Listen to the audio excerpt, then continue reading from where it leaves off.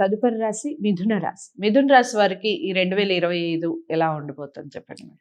మిథున రాశి వాళ్ళు కూడా మిశ్రమ ఫలితాలు మనం ఫస్ట్ మాట్లాడుకోవాలి. ఎందుకంటే ఫస్ట్ మాట్లాడుకోవాలి అంటే కుజుడు సంగతి మాట్లాడాలి.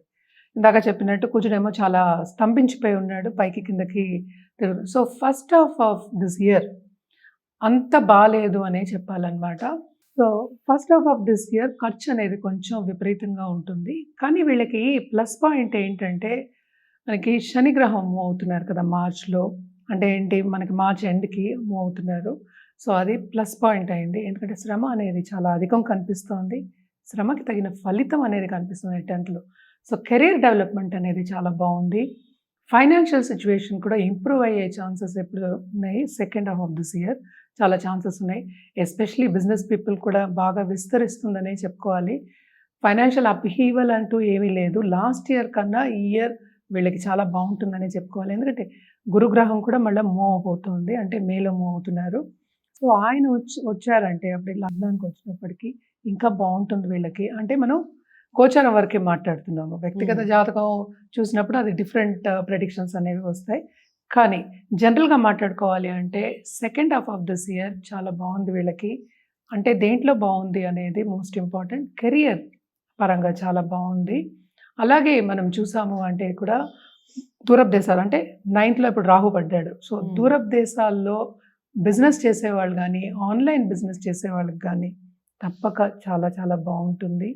ఇంకోటి చెప్పుకోవాలి అంటే కనుక తప్పక గవర్నమెంట్ ఉద్యోగులకి second half of this year బాగుంటుందని చెప్పుకోవాలన్నమాట. ఎందుకంటే సన్ కూడా అదే టైంలో మూవ్ అవుతున్నారు, మనం మాట్లాడుకున్నాం అది కూడాను. సో ఇవన్నీ జరుగుతున్నప్పటికీ పరిహారాలు చేయడం అనేది వెరీ వెరీ ఇంపార్టెంట్. ఎందుకంటే మార్చ్ 2వ ఇంట్లో ఇప్పుడు మళ్ళీ నీచపడి ఉన్నారు. ఆయన దిగడానికి మనకి జూన్ అవుతోంది. సో అందుకని కొంచెం డిస్టర్బెన్సెస్ అనేవి ఉంటాయి. ఎస్పెషల్లీ ఏంటంటే ఫైనాన్షియల్ ఇష్యూస్. అందుకే ఖర్చు అనేది ఈ రాశికి కొంచెం ఎక్కువ చెప్తున్నాను అనమాట. సో ఖర్చు అనేది కొంచెం విపరీతంగా ఉంటుంది. దేని మీద ఖర్చు పెడతారు అంటే తెలియకుండా ఖర్చులు అవుతూ ఉంటాయి. ఎందుకు ఖర్చు పెడుతున్నామో తెలియదు. అలాగే పిల్లల విషయం మీద కూడా ఖర్చు పెట్టే ఛాన్సెస్ ఎక్కువ కనిపిస్తున్నాయి. కుటుంబ పరంగా ఎక్కువ ఖర్చు పెట్టడం అంటే ఏంటంటే దూబ్రా ఖర్చు అంటూ ఉంటాం కదా, అలా ఖర్చు పెట్టే ఛాన్సెస్ ఎక్కువ కనిపిస్తున్నాయి. ఎందుకంటే 12 గంటల గట్టిగా కూర్చుని ఉన్నారు, అందులో రిట్రోగ్రేడ్లో ఉన్నారు ప్రస్తుతం. ఫిబ్రవరి తర్వాత ఇంకా ఖర్చులు అనేవి ఎక్కువ అవుతాయి అన్నమాట. అలాగే మనకి కుజుడు కూడాను 11th లార్డేమో సెకండ్ హౌస్లో పడ్డాడు, కానీ నీచిపడి ఉన్నాడు.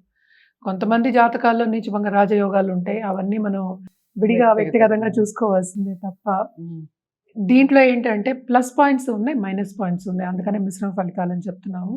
వీళ్ళకి ఏంటంటే ఫైన్ సెన్స్ ఆఫ్ అంటే బిజినెస్ ఎలా చేయాలి, అంటే వాళ్ళకి లాభాలు ఎలా తీసుకురావాలి అనేది ఒక మైండ్ సెట్ అనేది ఉంటుంది తప్పక వీళ్ళకి. అలాగే డ్యూయల్ మెంటాలిటీ మనం చెప్తూ ఉంటాం ఎప్పుడూను. సో తుల్యంగా వాళ్ళకి ఆలోచించి ఎలా చేయాలి అనేది వీళ్ళకి బాగా తెలుస్తుంది. Very mindful people and also very extremely intellectual people అని చెప్పచ్చు. సో తప్పక సైంటిస్ట్ కానీ లేకపోతే వాళ్ళు ఏదైనా కొత్తగా కనిపెడుతున్న ఇన్వెంటర్స్ కానీ లేకపోతే కొత్త యాప్స్ చేసే వాళ్ళకి కానీ second half of this year చాలా బాగుంటుంది. బాగా డబ్బు సంపాదించే ఛాన్సెస్ ఎక్కువ కనిపిస్తున్నాయని చెప్పాలి. కష్టపడే యోగం ఉంది, దానికి తోడు ఏంటంటే శ్రమకి తగిన ఫలితం కూడా ఉంది కనుక తప్పక వాళ్ళకి బాగుంటుందనే చెప్పుకోవాలి. అలాగే మనం చూసామంటే first half of this year కుటుంబాల్లో కొంతవరకు మిస్అండర్స్టాండింగ్స్ అలాగే ఎడబాటు వచ్చే ఛాన్సెస్ ఎక్కువ కనిపిస్తున్నాయి, ఎస్పెషలీ దాంపత్య జీవితంలో. అలాగే లవ్ లైఫ్లో కూడా ఏంటంటే కొంతవరకు జాగ్రత్తగా ఆచితూచి మాట్లాడాలని చెప్తూ ఉంటాం. అంటే సన్నిహితంగా ఉండడం అనేది వెరీ ఇంపార్టెంట్ అనమాట. ఎస్పెషలీ మార్స్ ఇలా ఉన్నప్పుడు కొంత ఇబ్బందులు తప్పక పెడతాడు. సో మనం మాట్లాడుకున్నట్టు బిజినెస్ పీపుల్కి చాలా బాగుంటుంది. కుటుంబ పరంగానే అన్నట్టు కొన్ని ఇబ్బందులు అనేవి పడతారు. అలాగే హెల్త్ రీత్యా కూడా కొంచెం జాగ్రత్త పడవలసిన తరుణం అనమాట, especially first half of this year.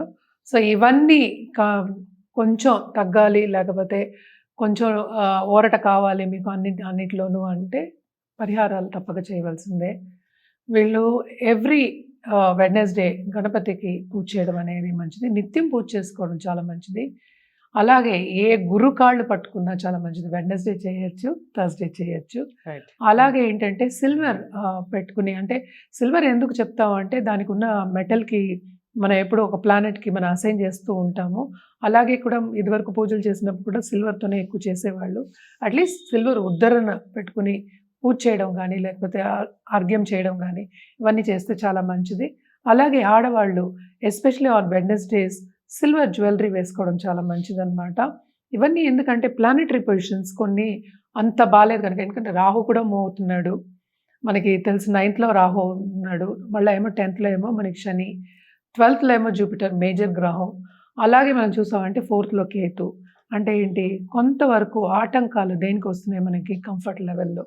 So ఇవి చేసినప్పుడు సిల్వర్ కొంచెం ఎక్కువ వాడినప్పుడు వీళ్ళకి ఇవన్నీ ఏంటంటే ప్లానెటరీ ఎనర్జీస్ అనేవి కొంచెం షిఫ్ట్ అవుతాయి. గుడ్ ఎనర్జీ అనేది మనకు వస్తుందన్నమాట. అందుకోసం అవి వాడమని చెప్తూ ఉంటాము. కానీ తప్పక గణపతికి మాత్రం నిత్యం పూజ చేయడం చాలా చాలా మంచిదన్నమాట. అలాగే నేను అన్నట్టు గురు కాళ్ళు పట్టుకోవాలి. గురువుకి ఏ రోజైతే రోజు చేయొచ్చు, నిత్యం చేసుకోవచ్చు. సో తప్పక గురువుకి చేయడం అనేది చాలా చాలా మంచిదన్నమాట. ఇవన్నీ చేసుకుంటూ అండ్ ఆల్సో లైఫ్‌లో ఏంటంటే ఆపర్చునిటీస్ వస్తాయి. అది చూసుకుని మనం తీసుకునే దాన్ని బట్టి అంటే ఏంటంటే ఆపర్చునిటీస్ ఎలా మనం తీసుకుంటున్నాం, పాజిటివ్‌గా తీసుకుని ముందుకు సాగడం అనేది వెరీ ఇంపార్టెంట్. ఆపర్చునిటీస్ వస్తాయి. అట్ ద సేమ్ టైం ఏంటంటే కొన్ని ఆటంకాలు వస్తాయి. సో ఏదైనా కొంచెం పాజిటివ్‌గా తీసుకుని మనం ముందుకు సాగితే ఇంకా బావుంటుంది. ఈ సంవత్సరం అంతా చాలా బావుంటుంది. రైట్. సో మిథున రాశి వారికి కొన్ని ఆటంకాలు అన్నట్టుగా చెప్పారు. కొన్ని విషయాల్లో జాగ్రత్తలు చెప్పారు. వాటిని తూచా తప్పకుండా పాటించండి. ముఖ్యంగా మనం చేయాల్సింది వ్యక్తిగత జాతకాలని ముందుగా పరిశీలించుకోవాలి. ఇది ఏదైనా గోచారీత్యా మొత్తం ప్రపంచవ్యాప్తంగా ఉన్నటువంటి వాళ్ళకి సంబంధించి చెప్తారు. మీ వ్యక్తిగత జాతకాలని ఒకసారి పరిశీలించుకుంటే వాటిని ఏ విధంగా ఉంది, ఎలాంటి పరిహారాలు చేసుకోవాలి, ఎంతకాలం చేసుకోవాలి, వీటన్నిటి మీద ఒక అవగాహన వస్తుంది. చక్కగా మనం సక్సెస్ఫుల్ లైఫ్ లీడ్ చేయడానికి ఉపయోగపడతాయి. మరి వాటిని తూచా తప్పకుండా పాటించుకోవాలి అనుకున్నవారు, డాక్టర్ ఆర్పి సుధ గారి దగ్గరే చూపించుకోవాలి అనుకున్నవారు స్క్రీన్ మీద కనపడే నెంబర్కి కాల్ చేయండి. వీడియోని లైక్ చేసి షేర్ చేయండి. ఛానల్ని సబ్స్క్రైబ్ చేసుకోండి. తదుపరి రాశితో కలుద్దాం. నమస్తే.